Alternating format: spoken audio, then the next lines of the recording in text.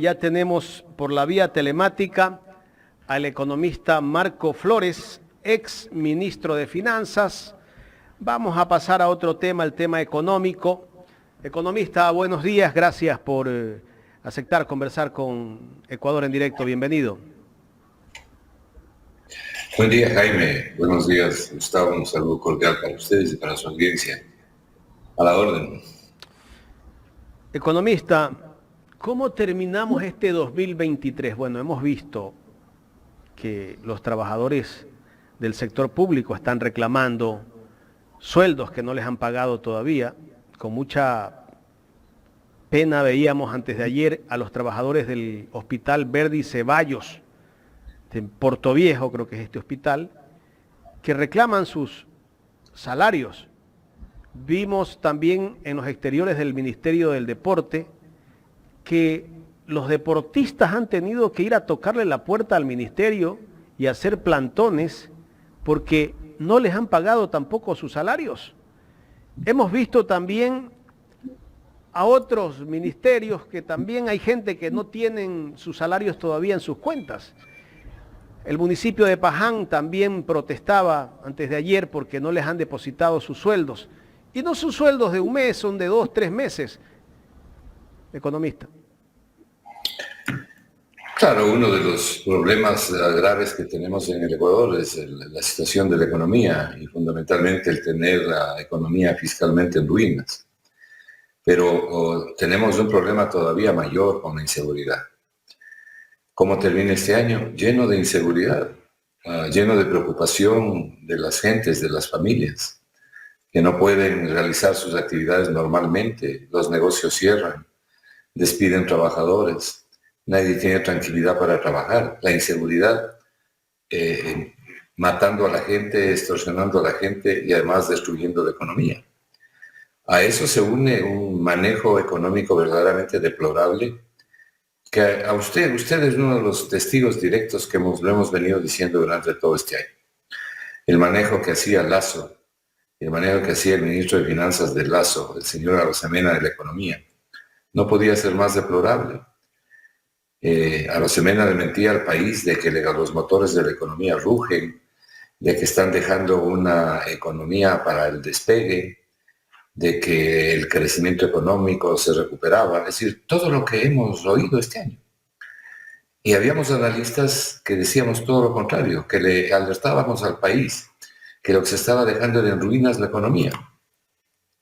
Lasso, durante el tiempo que estuvo de presidente, al igual que Moreno, pero particularmente Lasso, porque los dos han sido nefastos para este país, ¿no? Los dos han sido nefastos, en el manejo económico por lo menos, para no hablar de otras cosas. Lasso, al igual que Moreno, sostenía la economía con deuda pública. Y ninguna economía se puede sostener con deuda pública mucho tiempo. La economía requiere de crecimiento económico. Cuando hablo de economía, hablo de la gente, hablo de la posibilidad de que la gente pueda mejorar, pueda progresar. Para eso es la economía. Entonces, esos caballeros se endeudaban. Recuerde usted que en la época de Moreno, aquí se hacía una fiesta cada que se aprobaba un nuevo crédito para el Ecuador. El gobierno salía a festejar el nuevo crédito. Es que los ecuatorianos pierden la memoria y desde hace mucho tiempo viven resignados a lo que venga, a recibir las cosas como vengan. Pero esa es la realidad. Entonces, por eso es que de una deuda del 39% del PIB, es la forma de medir la deuda comparado con el tamaño de la economía, 39% del PIB fue la deuda que dejó Rafael Correa. Estos señores le han pasado la deuda en estos momentos al 67% del PIB. Han incrementado 28 puntos porcentuales la deuda. Y cuando uno dice, y del otro lado de la hoja de balance, ¿esa plata para qué sirvió? ¿Cuáles fueron los activos que se incrementaron al patrimonio del Estado? Uno encuentra que no hay ese incremento. Entonces, ¿a dónde se fue la plata? Se fue al exterior, pues. No se hizo obra pública. O sea, realmente grave.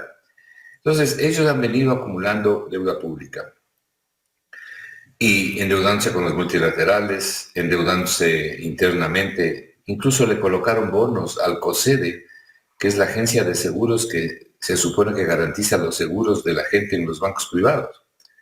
Le colocaron una fuerte cantidad de bonos.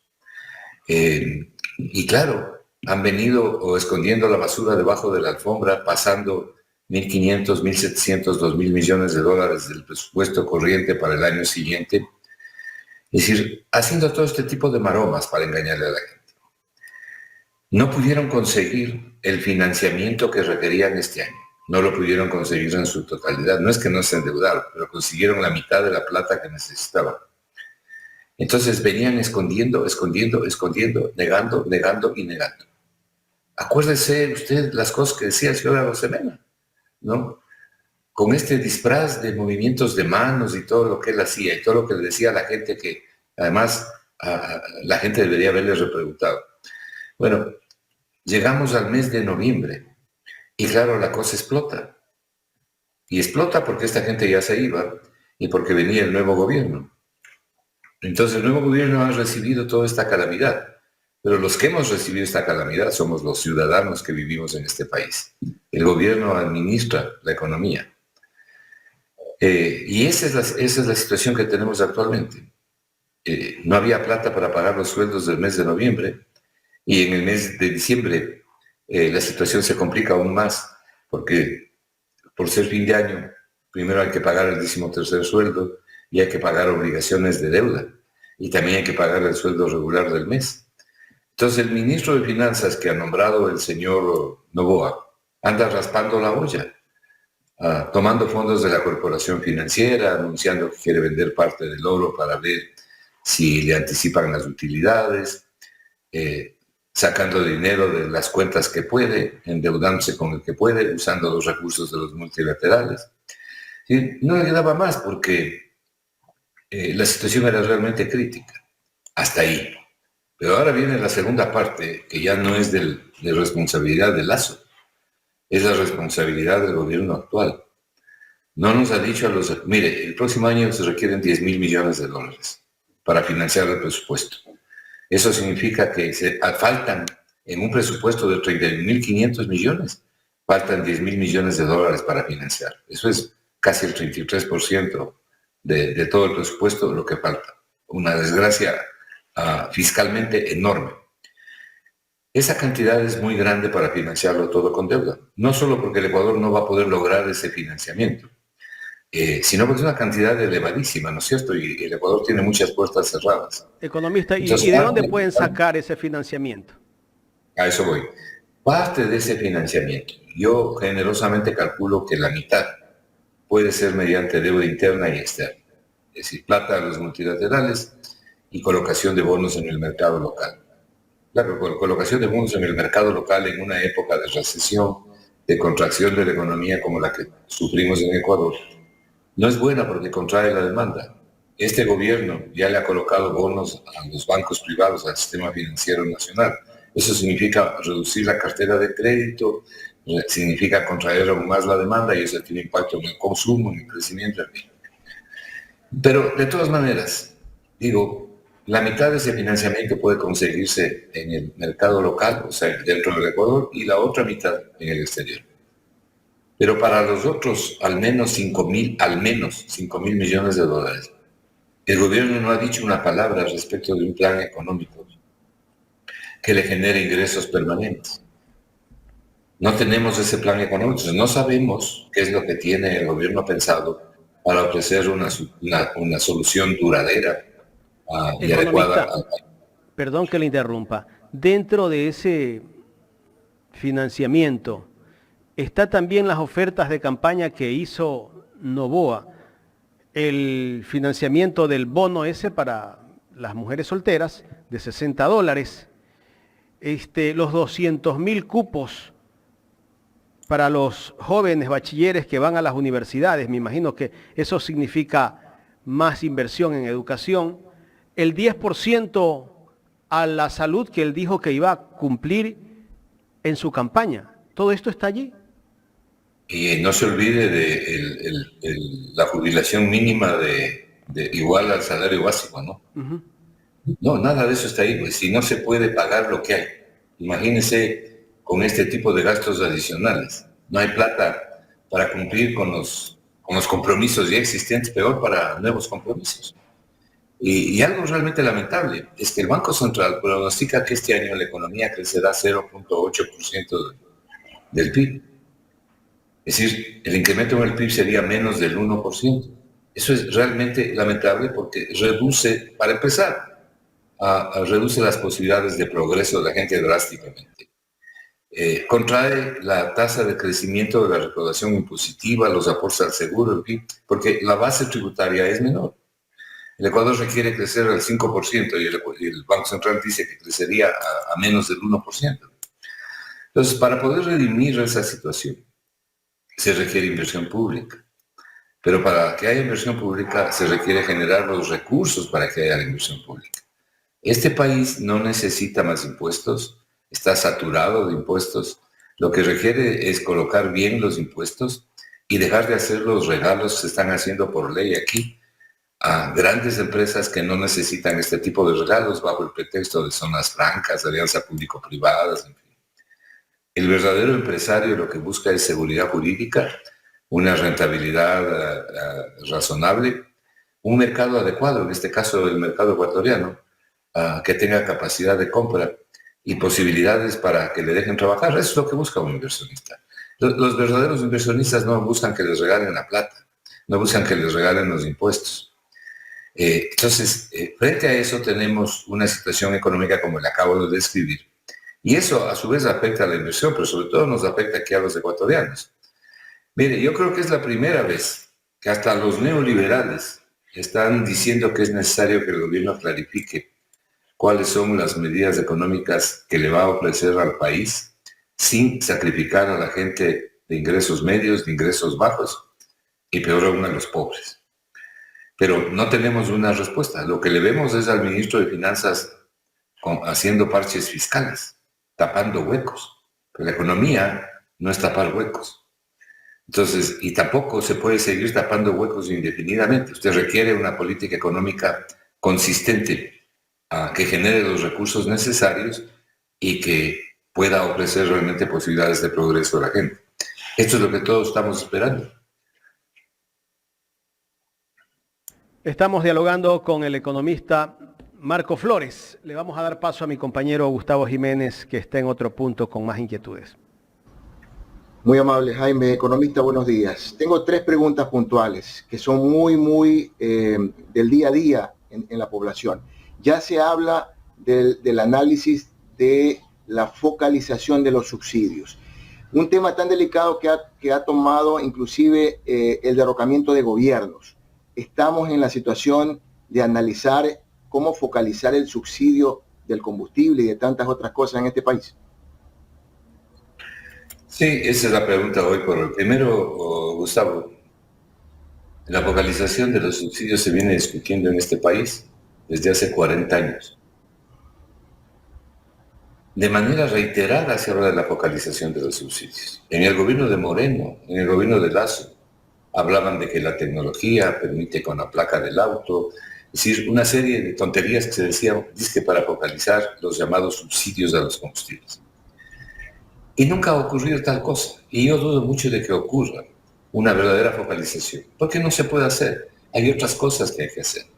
Pero primero, esto de los subsidios a los combustibles es bastante relativo, ¿no? Es bastante relativo. En realidad, los subsidios a los combustibles que dice el ministro de Finanzas, que son 5.000 millones de dólares, no es verdad. Yo lo desmiento categóricamente.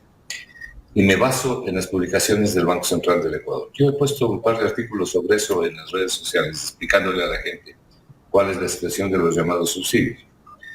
Entonces, no llega a la mitad de lo que él está diciendo. Es cuestión de ver las publicaciones del Banco Central. Ahora que de todas maneras tenemos un precio del petróleo que es todavía superior al precio del petróleo de $67 en el presupuesto del Estado. Pero además, estos caballeros lo que hacen es calcular la producción nacional de petróleo y de derivados de petróleo, de combustibles. El Ecuador produce el 36% de los derivados de petróleo que consume. El resto es importado. Lo que hacen ellos es calcular ese 36% a precios internacionales. Como que usted vaya a un supermercado, vaya al mercado, a la plaza, y quiera comerse un guineo y pida que le den quiere comprar un plátano y le digan, pero le va a cobrar el precio de este guineo de lo que cuesta en Nueva York. Eso es lo que estos neoliberales han hecho. Entonces valoran la producción nacional a precios internacionales, lo cual es un absurdo. Dicen, la diferencia de la venta en el mercado local es el subsidio. Y algo más, se olvidan deliberadamente, de que el Ecuador también produce derivados de petróleo y que exporta derivados de petróleo. O sea, que vienen, del mismo cuero salen estas correas. Y esos derivados del petróleo que exporta el Ecuador, el año pasado, por ejemplo, le dieron al Ecuador 1.500 millones de dólares. No consideran eso como que no existieran. Entonces sacan un subsidio falso. Algunos de ellos dicen que han sido 80.000 millones de dólares en los últimos 30, 40 años. Todas son mentiras, todas son mentiras. Si el Ecuador quiere vender a precios internacionales los combustibles que se importan y quiere también vender a precios internacionales los combustibles que se producen en el país, eso no se llama subsidio, se llama costo de oportunidad. El subsidio ocurre cuando el precio de venta es inferior al costo de producción. Pero el precio de venta de los combustibles ecuatorianos y los combustibles de producción nacional es bastante superior al costo de producción. No tenemos subsidio en la producción nacional. No es lo mismo que lo importado. Aclarado esto, el gobierno, para contestar su pregunta, ha dicho que va a focalizar los subsidios. No nos ha dicho todavía cómo va a focalizar los subsidios. Yo personalmente creo que no hay que focalizar el subsidio. Yo lo que creo es que el gobierno quiere vender a precios internacionales los combustibles importados y los combustibles nacionales, quiere vender también a precios internacionales, tiene que compensarle, no focalizar, tiene que compensarle a la gente de menores recursos y a los pobres por ese incremento de precios. Porque el momento que suben los combustibles, infortunadamente sube todo en el Ecuador, sube todo. Y los más perjudicados obviamente son los pobres porque tienen menos ingresos. ¿Cuáles son las fórmulas para poder compensar a la gente? Hay varias. Yo he propuesto una, hace año y medio propuse una. Tendría yo que actualizarla, pero yo me basaba en una reducción del IVA, ¿no? Hice los números y a la gente le era más favorable la reducción del IVA que mantener los precios bajos de los combustibles o no internacionalizados. Pero habrá que ver qué es lo que propone el gobierno, ¿no? Esto en cuanto a los subsidios a los combustibles. Lo que yo mucho me temo es que si es que suben el precio de los combustibles y no hay una compensación o la focalización que dice el gobierno que va a hacer no es efectiva, aquí se va a romper la paz social. Porque el impacto sobre los pobres es un impacto demasiado grande. De acuerdo, economista. Muchas gracias por ese análisis muy interesante. La segunda pregunta. Se habla de privatización ya en el Ecuador, porque está esa ola que viene pues, dentro de la región de la privatización. Y se introduce nuevamente aquel mensaje de que el Estado es un pésimo administrador. Y Jorge Aycar, por favor, póngame el gráfico que le solicito, en el cual se vende a través de las redes sociales que ya es hora que el Estado ecuatoriano deba privatizar empresas que no están generándole al país. Quería mostrarle un gráfico en el cual se puede ver aproximadamente 12 empresas que no están generando grandes recursos al país, que son una carga para el Estado, como por ejemplo Petroecuador, Flopec, CENEL, CNT, CELEC, en fin, y otras más que se muestran en este gráfico, que sirven como ejemplo para meterle en el subconsciente de la población de que es necesaria ya la privatización. ¿Es así? Sí, yo conozco perfectamente esa estrategia y en el mundo académico se la conoce perfectamente. Asfixiar a las empresas, por ejemplo, a la empresa Telefónica Nacional, ¿no es cierto? A la Corporación Nacional de Telecomunicaciones, asfixiarla, destruir las posibilidades de inversión para que mejore su tecnología, para que tenga mayor alcance, en fin, para que avance y progrese. La empresa de teléfonos nacional, la CNT, le daba más de 100 millones de dólares de utilidades al Ecuador. Pero si usted le seca la fuente de inversión y usted la destruye conscientemente, Ese es el pretexto para decir estos no funcionan, entonces hay que privatizar. Esa es una receta bastante conocida, porque quienes hacen eso son los que están atrás de obtener el dominio de esas empresas o de llegar a esas empresas privatizadas a través de las tales alianzas público-privadas o de las zonas francas. Además, sin pagar impuestos. Esto es conocido en el mundo y ha sido denunciado en el mundo. Ahora bien, el problema fundamental que tiene el sector público ecuatoriano, no me he cansado de decirlo varias veces ya, está en su falta de eficiencia. No tiene una eficiencia adecuada. No es eficiente el sector público. Una cosa es que sea ineficiente en algunas áreas y otra cosa es que haya que destruir al sector público. Entonces, lo que se requiere aquí, y mi propuesta siempre ha sido una auditoría de gestión y de procesos de las instituciones del sector público para ver qué es lo que está de más, cuáles procesos están sobrando, dónde hay concentración excesiva de burocracia. En definitiva, esa auditoría a uno le dice, mire, tiene que hacer esto y esto otro para que mejore la eficiencia de esta empresa. Pero usted no puede entregar los principales activos del Estado, ¿no?, a manos privadas. Esto es el petróleo, la energía eléctrica, las telecomunicaciones, el oleoducto de crudos pesados. Es decir, no puede entregarlo a manos privadas. Son los principales activos del Estado. ¿De qué hay que mejorar? Pero no se mejora si usted los aboga. Entonces, hay otras empresas que a lo mejor, empresas del Estado o en general a instituciones del Estado, que deban desaparecer. Bueno, desaparecerán las que tengan que desaparecer, las que son inútiles, las que no les benefician a los ciudadanos, pero no desaparecer para que alguien más haga negocio y para que alguien se lleve el lomo fino y haga grandes negocios y a este país les pongan las tarifas que les da la gana. Ya pasó esto en Argentina con el señor Menem. La gente a veces se olvida de la historia. El señor Menem privatizó hasta el agua y dijo que los servicios iban a ser impecables. Bueno, privatizó, subieron de manera sustantiva el costo de los servicios, de las tarifas, pero no mejoró sustancialmente la calidad. Los argentinos se quedaron con los mismos servicios, pero pagando precios más altos. Conversa con los argentinos y verá lo que le dicen. Entonces, yo creo que todo extremo es muy malo. Ni todo el Estado, ni todo el sector privado. Tiene que haber una combinación eficiente del Estado, de la empresa y de los ciudadanos, de las familias. Ese nuevo contrato social del que habla Joseph Stiglitz, ¿no? Tiene que haber un nuevo contrato social en donde el Estado sea un Estado solidario, pero que a la solidaridad le una la eficiencia. Y por supuesto, que clarifique las reglas del juego para evitar que el pez más grande se coma al más pequeño en un mercado como el ecuatoriano, que es altamente oligopólico y monopólico.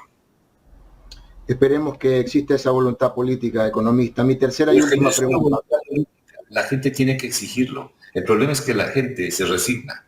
Porque si esperamos aquí, como se suele decir, aquí se suele decir una de las más grandes tonterías y se las repite permanentemente. Esperamos que el gobierno se sensibilice. ¿Cómo que se sensibilice? Si el gobierno lo que hace es administrar los bienes y recursos de la gente, no tiene que sensibilizarse, tiene que hacerlo bien.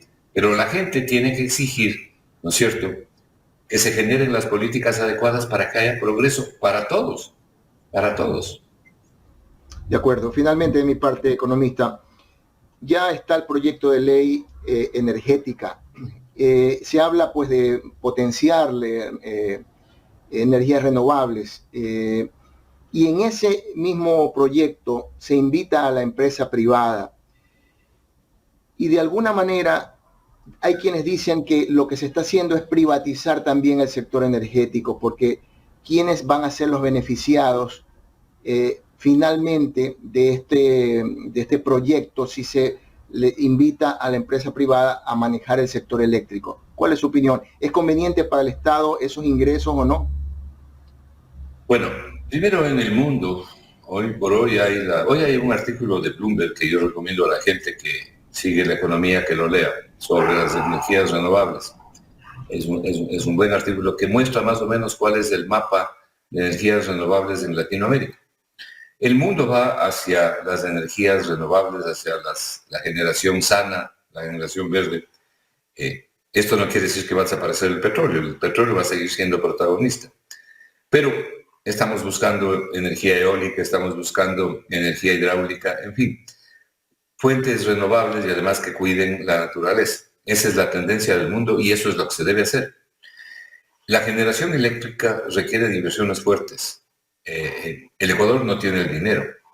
Entonces, yo estoy de acuerdo en abrir el país a la inversión privada en lo que tiene que ver con energías renovables, pero no abrir eso sin ninguna condicionalidad, no abrir las puertas del Ecuador sin ninguna condicionalidad. Por ejemplo, este proyecto de ley que se aprobó y este nuevo al que usted se refiere que está tratando la Asamblea, abre las puertas a través de las zonas francas, esto es, vengan aquí y no paguen impuestos. ¿Por qué? ¿Por qué? Porque estamos regalando la plata de los ciudadanos en un país que tantas necesidades tiene. Eso es lo que buscan, o sea, no pagar impuestos. Las zonas francas y las alianzas público-privadas han servido para eso, ¿no? Y si no, habría que preguntarle al ministro de la Producción, al señor Prado, todos los contratos que firmó y que él dijo que venían 8.000 millones de dólares con esos contratos. Y además que las empresas se habían comprometido a invertir y generar empleo a cambio de que no les cobren impuestos. El Estado no les cobró los impuestos y no solo que no invirtieron, sino que no se generaron ninguna plaza de trabajo. Es decir, perdieron los ecuatorianos. Eso hay que evitar. Entonces, todo depende de las condiciones que acepte o no el Estado, que se mire la letra pequeña de los contratos y que no se entregue la posibilidad de fijar las tarifas al sector privado, sino que el Estado tenga una participación ahí efectiva en la fijación de las tarifas. Porque al inversionista privado lo que le va a interesar es poner unas tarifas altas. No se olvide además que tiene un mercado cautivo y esa es una cosa extraordinaria para cualquier inversionista. El mercado está listo, no tiene que buscar mercado de lo que va a producir, tiene un mercado cautivo que va a comprar su producto. Y esa es una ventaja enorme. Entonces el Ecuador tiene que ser cuidadoso con eso y exigir condiciones justas para quienes están poniendo su dinero, que tienen derecho de ganar, pero no de abusar de la gente. Y para el país, que es en definitiva el que ofrece la infraestructura para que se genere la inversión, no puede ser un invitado de piedra. De manera que todo dependerá de cómo se pone de acuerdo el Estado y cuál es la presencia efectiva del poder ciudadano en esas transacciones. No es nomás de entregar lo público, sino en el caso de la inversión para generación eléctrica renovable, de ver las condiciones de esa generación. De manera que tampoco se puede, por ejemplo, entregar los campos de producción, los campos petroleros de producción. El señor Santos, que era el ministro de Energía hasta hace poco, andaba desesperado por entregar el campo Sacha, igual que su antecesor, el señor Ortiz. Y el campo Sacha, que producía 50.000 barriles de petróleo, hoy produce 76.000 barriles. Es la joya de la corona. Es la joya de la corona que produce petróleo a un costo promedio de $8 el barril, mientras las empresas extranjeras, según dice Petroecuador, producen a $36 el barril. Imagínense la barbaridad de querer entregar un campo en producción, con una diferencia tan grande en los costos de producción. Es decir, era un asalto a la economía ecuatoriana. Lo que se debe favorecer es que vengan las empresas privadas, que cuiden el medio ambiente, que usen la tecnología adecuada, pero que comiencen haciendo el hueco para ver si hay petróleo, que comiencen la exploración y venga el capital de riesgo. Todos tienen derecho de ganar, pero no en campos que están produciendo, pues, no en campos que están en plena producción. Es decir, la inversión tiene que comenzar desde cero. Lo mismo es en el tema que usted me está preguntando, en el tema de la generación eléctrica. Entonces, todo depende de qué es lo que hace el Estado.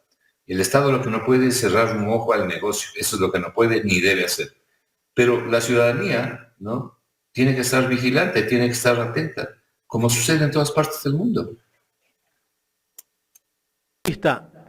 Cuando usted dice están desesperados por entregar alguna parte del Estado a la empresa privada, también están desesperados por entregar o por mantener el contrato que tiene el oleoducto de crudos pesados, que ya se cumple Ya se cumplió. En enero se cumplen los 20 años, y están pidiendo una prórroga de esa concesión, creo que es concesión, no sé si es concesión, usted me corrige, por 200 millones más que ellos van a invertir, pero a cambio les van a dar 10 años más. Claro, terrible, terrible. Ese lo voy a calificar claramente, eso es un atraco para el país. Y le voy a decir por qué. ¿Y quiénes son los que dicen eso y quiénes son los que sustentan? Miren, cada barril de petróleo ecuatoriano que pasa y es transportado por el oleoducto ecuatoriano, los ecuatorianos pagamos $2 por cada barril de petróleo transportado. A pesar de que es nuestro propio oleoducto, de que el Ecuador se endeudó para construir ese oleoducto y lo entregó en concesión en el gobierno de Noboa, en uno de los contratos más lamentables que se pudieron haber hecho. Lo entregó en concesión por 20 años. Se cumplen los 20 años, ahora el oleoducto vuelve a manos del Estado. Pero lo quieren volver a entregar. Están los interesados desde la época de Lazo, ¿no? Algunos estaban cercanos a él incluso. ANTEP es la Asociación Nacional de Trabajadores de la Energía y el Petróleo.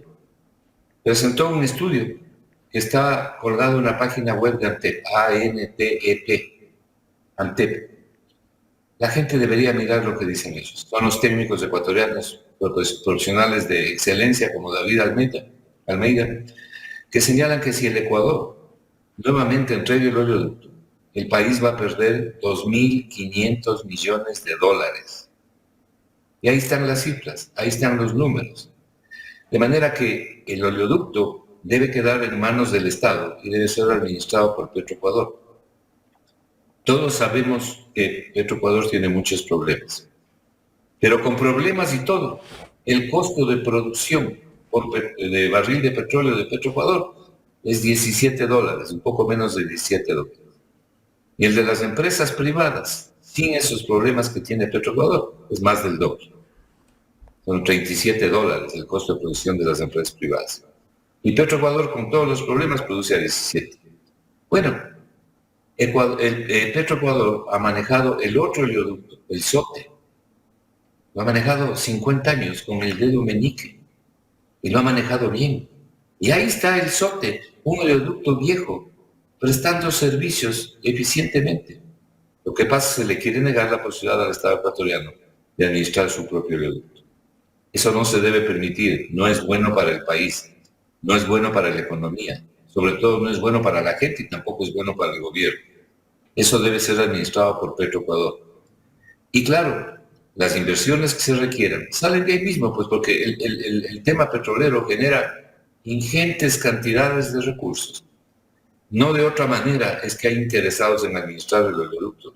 Si están interesados en administrar el oleoducto es porque es un negocio extraordinario, no porque es un mal negocio. Ese negocio debería quedar en manos ecuatorianas para que beneficie a los ecuatorianos. Yo no estoy de acuerdo con el estatismo, no me gusta, pero ni todo Estado ni todo sector privado, una combinación eficiente, una combinación eficiente. No estoy de acuerdo con que el Estado regale recursos, regale los impuestos, dizque para que vengan a invertir aquí, dizque para que den empleo a los jóvenes. Eso es regalar los impuestos que necesita la gente para obra pública. Lo que el Estado tiene que ser, como dije hace un momento, es mucho más eficiente y hay formas de lograrlo. Ese debe ser un compromiso de un gobierno que realmente quiera cambiar las cosas, hacer estas auditorías de gestión y de procesos para volverlo eficiente al Estado. Este tema que usted toca, Jaime, el tema del oleoducto es un tema crucial, porque es un tema gigantesco, Y es así como la gente pierde el dinero, es así como el Estado pierde el dinero, ¿no? Y no solamente se trata del SOTE, hay algunos otros renglones. Por ejemplo, la telefonía móvil. No sabemos nada de la renegociación de los contratos de telefonía móvil. ¿Cuánto le va a dar a la caja fiscal? Eso debería darle varios cientos de millones de dólares de inmediato a la caja fiscal. Pero es necesario que se sepa cómo están las negociaciones, qué es lo que se va a hacer. Por señalarle simplemente dos rubros. El lomo fino de cualquier país, y en este caso el Ecuador, ¿dónde está? En este caso, en el petróleo. Economista, ahora que se cumplen ya los contratos con las telefónicos, con las operadoras de telefonía celular, el Estado incluso podría coger ese negocio, ¿o no? ¿O el contrato dice que puede continuar? No. El Estado, hablando de la telefonía móvil, eso debe estar en manos privadas, sin duda. El Estado no puede administrar eso, digamos, potencialmente podría si se cumple y no se renueva. No, pero toda la infraestructura que hay ahí de tiene que pagar. Móvil pertenece a las empresas privadas. El país no tiene este rato la plata para devolverle, decir, nosotros nos vamos a quedar, ni conviene que se quede. Porque lo que es un negocio la telefonía celular, ¿no? Aunque hay una empresa de telefonía celular que es CNT, que la tienen casi que quebrada, han puesto un poco de incapaces en esa empresa de telefonía celular y el otro tipo de teléfono que es el fijo, para que esas empresas no resurja o para que esa empresa no resurja. Han puesto un poco de incapaces a manejarlas con un propósito, ayudar a las otras empresas para que sean las número uno. Más que incapaces, lo que le decía Gustavo, esa es la receta, liquidar a las empresas, liquidar la eficiencia a las empresas, ahogarles administrativa y financieramente para decir no valen, entonces vamos a privatizarlas. El caso es exacto con CNT. CNT puede ser mucho mejor empresa telefónica, pero le han liquidado en su administración, le han liquidado en sus inversiones, entonces ¿cómo quiere que surja? No, eso se ha hecho a propósito. Entonces, en el caso, por ejemplo, de la telefonía móvil, lo que hay es que abrir la competencia. Aquí hay dos empresas de telefonía móvil, es decir, hay un oligopolio, duopolio sería en este caso. Ellos se reparten básicamente el mercado. Hay que abrir a que vengan más empresas, ¿no? Y si no quieren venir más empresas, hay que exigirles a las empresas estas mejor calidad, que ofrezcan mejor calidad, porque el costo de la telefonía en el Ecuador es un costo sumamente elevado el que tiene que pagar la gente. Y tienen un negocio extraordinario. Las utilidades que hacen aquí las empresas móviles, sobre todo una de ellas, son extraordinarias. Entonces tienen la obligación de dar un mejor servicio. Lo mismo debería ocurrir, por ejemplo, con las empresas de aseguramiento médico que hacen aquí lo que les da la gana. Les pagan a los clientes lo que les da la gana. No, nadie les controla, porque este señor que está en la superintendencia de compañías no hace nada para controlarlas. No hace nada. Y claro, la gente que trata de tener un seguro para poder curarse es víctima de los abusos de todas estas empresas, por lo menos de buena parte de ellas. Entonces, hay mucho que hacer, pero no se hace para privatizarlo todo. Le vuelvo a repetir, ni todo privado ni todo público. Debe haber y en la bolsa también está el Banco del Pacífico, ¿no? Que tanta hambre le tienen al Banco del Pacífico. Un banco que, a pesar de ser manejado de una manera independiente, pero es del Estado y que tiene muy buenas utilidades, es un banco que andan algunos atrás, ¿no? E incluso quisieron poner ahí un sigilo por 15 años si se vende el banco, que nadie puede revisar la venta del banco. Bueno, ese es el colmo del descaro. Pero ese tipo de descaros, de querer poner 15 años de sigilo para que nadie averigüe nada de lo que hace, no. La gente no lo puede aceptar. Pues hace un momento yo le decía a Gustavo, uno de los graves problemas del Ecuador es la resignación, que la gente recibe las cosas como vienen y no dice nada. Imagínense lo que es decirle a un país, verá, yo voy a vender, voy a arrendar, voy a hacer lo que me da la gana con este banco, pero voy a poner aquí una prohibición de que ustedes no van a saber nada de lo que yo haga durante 15 años. Bueno, verdaderamente es una barbaridad, ¿no? Hasta suena terrible. Esa es esa criolla, economista. Y los medios de comunicación ahí no dicen nada, están de acuerdo, ¿eh? Claro, bueno, ya sabemos cómo funciona aquí la prensa canalla, pero en el fondo son las cosas que se producen por la resignación de la gente, ¿no? Y también hay que decirlo, ¿no? Hay un cierto grado de estupidez, una epidemia de idiotez en el Ecuador. Entonces, suceden todos estos abusos y los ecuatorianos pierden las posibilidades de mejorar sus posibilidades de vida, de mejorar su calidad de vida, de progresar. El Banco del Pacífico está produciendo más de 120 millones de dólares de utilidades, y lo que hay que fijarse, mire, en este año las utilidades de los bancos van a estar más o menos en 1.100 millones de dólares. 1.100 millones de dólares, las utilidades brutas. Y lo que hay que fijarse es en las utilidades brutas, no en las utilidades netas. Porque las utilidades brutas, en definitiva, esa plata sale del bolsillo de la gente. La gente aporta ¿Por en qué le ha ido definitiva tan para bien a la banca economista, pero el pueblo está en soletas? No, claro, pero es que, mire, yo no les acuso a los banqueros de que ganen plata. La banca está hecha para ganar plata, para dar un servicio sí, pero para ganar plata. El problema no es de los bancos, no tienen los bancos la culpa. Todo banco quiere ganar plata. El problema es el Estado. El problema es el Estado que no controla. Usted tiene aquí estas dos juntas monetarias, son un remedio de control monetario, de política económica, peor de política monetaria. Un remedio, no hacen absolutamente nada de política monetaria. Se pasan firmando documentos, resoluciones, ¿no? Y le tienen a la economía en una inercia. Cuando se debería regular una serie de cosas, por ejemplo, sobre el tema de las tasas de interés, no para fijarlas por decreto, para fijarlas por mercado, pero bajo ciertas normas. Le voy a señalar un ejemplo concreto. Por ejemplo, ¿qué puede hacer usted? Puede atar las tasas activas a las tasas pasivas. Las tasas pasivas de interés son las que la gente recibe cuando deja sus recursos en pólizas de ahorro o a largo plazo en un banco, lo que recibe la gente. Las tasas activas lo que le cobran a la gente. No podría, a modo de ejemplo, emitir una resolución que les diga a los bancos: a ver, señores, la tasa activa de ustedes no podrá ser superior al doble de lo que ustedes pagan a los ahorradores. Ustedes pagan 4%, ustedes no van a cobrar más del 8%. Ustedes pagan 5%, no pueden cobrar más del 10%. Esa diferencia, ese margen, es para que ustedes hagan una utilidad razonable, para que cubran sus costos, pero no juego libre. Entonces usted está tomando elementos del mercado. 4 veces más de lo que pagan. Pero ¿quiénes están ahí? Claro, pero ¿quiénes están ahí en estas juntas monetarias? Empleados de Lazo. ¿Quién es el superintendente de compañías? Uno de los empleados de Lazo desde hace muchos años. Empleado de él, ¿no? Lo puso antes en la Junta Monetaria cuando estuvo Moreno. Pues, ¿qué espera que hagan? Y no nos refiramos a los banqueros. Mire, por ejemplo, aquí durante la pandemia, las distribuidoras de medicina ganaron grandes cantidades de dinero, incluso en la pandemia. Los bancos también. Las distribuidoras de alimentos ganaron grandes cantidades de dinero. Este país no tiene un impuesto a las grandes ganancias. El impuesto a las grandes ganancias está diseñado para que cuando hay estas ganancias extraordinarias, algo vaya al Estado. Si no hay ganancias extraordinarias, no se paga el impuesto. Pero aquí había un impuesto a las grandes ganancias en el campo minero.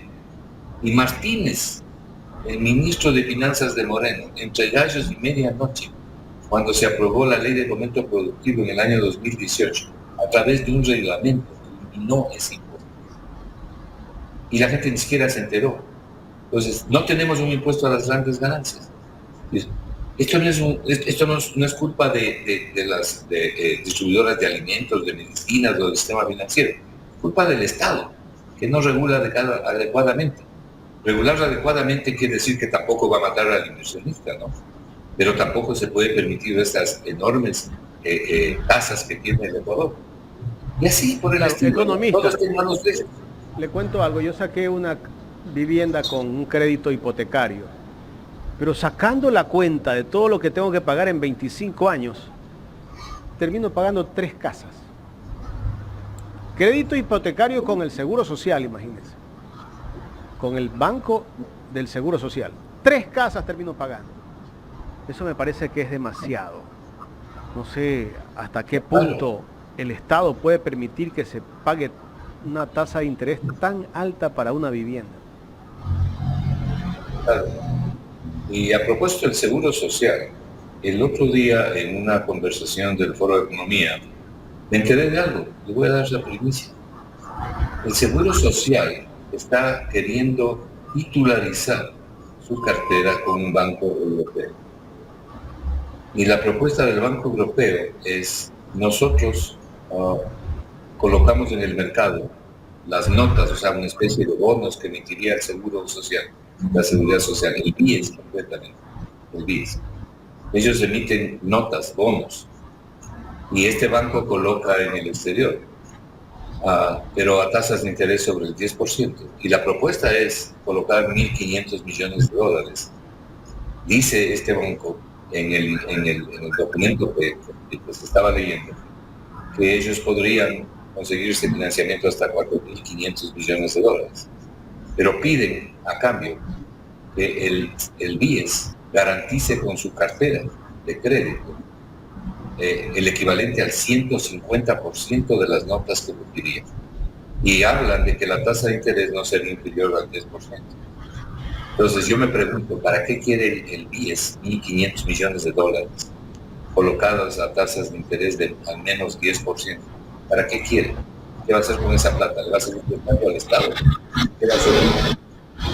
¿Cómo así esta posibilidad de titularización de la cartera del BIES? Realmente a mí me ha sorprendido enormemente. No conozco más detalles, ¿no? He visto que hay gente que está estudiando esto, yo lo conocí al paso, no estoy encargado yo de eso. Pero me parece terrible. Gustavo, ¿tiene una inquietud todavía?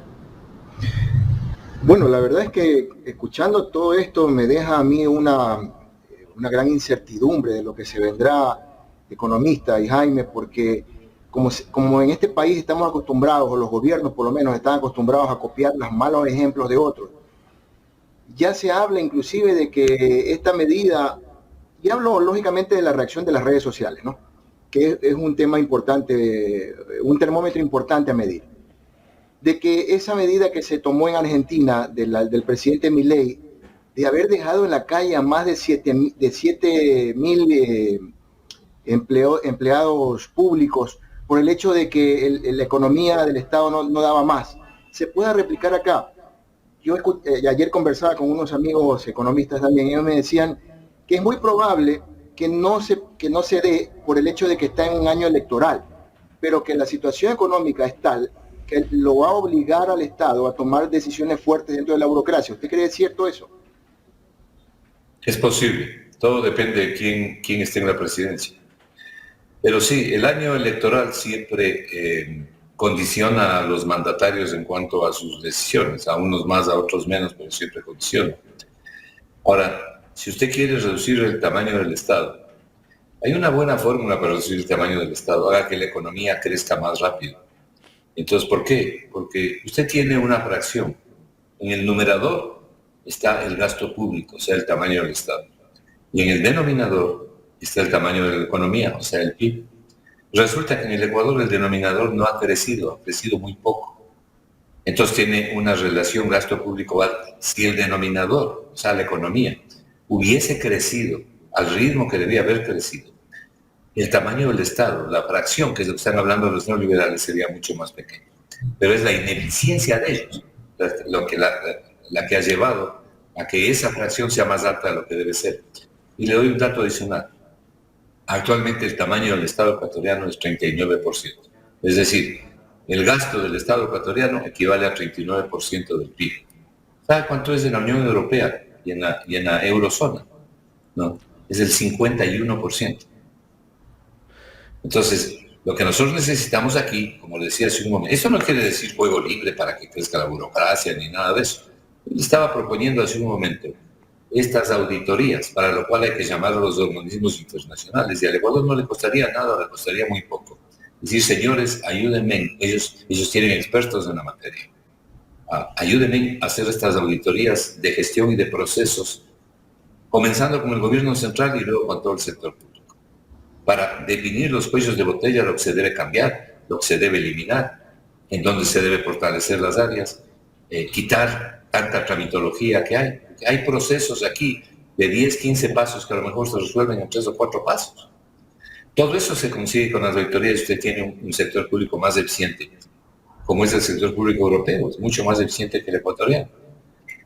Este es un mecanismo importante a seguir. Y luego, no conozco ningún país donde el Estado se olvide de la educación, de la salud, de la obra pública, de la seguridad. Es el Estado el que hace eso. Es que el sector privado tiene intereses en ciertas áreas, pero no en todo. ¿Usted cree que al sector privado le interesa tener una aerolínea que vuele de Quito al Lago Agrio? A nadie. Solo le puede interesar al sector público. Entonces, hay áreas en las que si no interviene el sector público, no interviene nadie. Esa es la inversión pública. Usted ¿Usted conoce de algún empresario de alguna empresa de medicina que quiera poner una clínica en Chongón o en Cerecita? No, pues, no les es rentable. O si el Estado no interviene ahí, esa gente no tiene dónde curarse. Por eso es que hay que fortalecer al seguro social, en este caso al sector de la salud. Y así le podría señalar varios ejemplos. Entonces, esta combinación adecuada, sector público, sector privado, sin regalos de por medio, es lo que se debe buscar.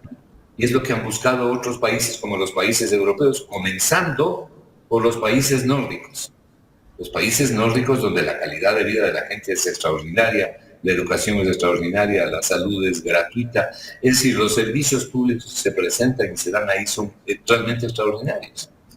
No estoy diciendo que en el Ecuador tiene que ser igual, pero podemos más o menos aproximarnos si hacemos las cosas adecuadas. Ahora, aquí en el Ecuador, ahora estamos bajo la moda de la privatización porque tenemos 3 gobiernos al hilo que dicen lo mismo. Y esto es lo que dijeron los ecuatorianos. Pues háganse cargo. Economista, quiero agradecerle, lamentablemente el tiempo se nos terminó. Quiero agradecerle, pues, y bueno, desearle, pues, que tenga un feliz 2024 junto a su familia. Igualmente, Jaime, para usted, Gustavo, para toda su gente y para este país, ¿no? Que Dios bendiga al Ecuador, que tengan por lo menos un mejor año y por lo menos salud y algo de alegría. Gracias al economista Marco Flores, exministro de Finanzas, analizando la coyuntura económica, lo que vive el Ecuador, la realidad del país, cómo viene de tumbo en tumbo este Ecuador del alma, ¿no?